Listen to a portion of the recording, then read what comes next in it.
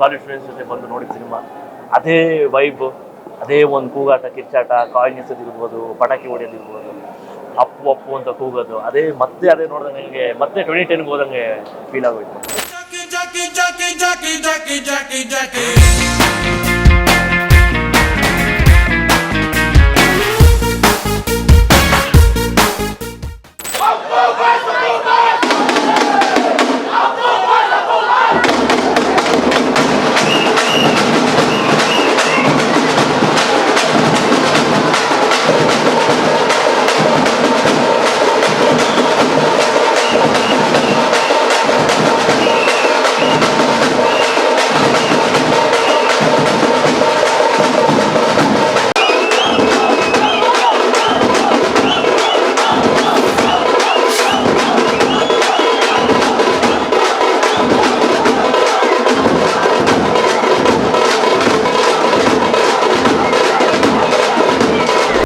ಭೂಮಿ ಮೇಲೆ ಅವ್ನಿಗೆ ಜಾಗ ಇಲ್ವಾ, ನಮ್ಮ ಜಾಗ ಅವ್ನು ಕೊಟ್ಬಿಟ್ಟು ನಾವು ಇರಬಾರ್ದಾಗಿತ್ತಲ್ಲ ಅಂತ ಅನಿಸುತ್ತೆ.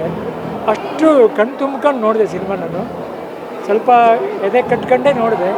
ಬಟ್ ಸಿನಿಮಾ ಎಷ್ಟು ಚೆನ್ನಾಗಿ ಮಾಡಿದ್ದಾರೆ ಅಂದರೆ ಇಡೀ ಟೀಮು, ನಮ್ಮ ಸೂರ್ಯ ಅವ್ರಿಗಂತೂ ಸಾಷ್ಟಾಂಗ ನಮಸ್ಕಾರ ಮಾಡಬೇಕಂತ ಸಿನಿಮಾ ಕೊಟ್ಟಿದ್ದಾರೆ. Sweet plus Karnataka.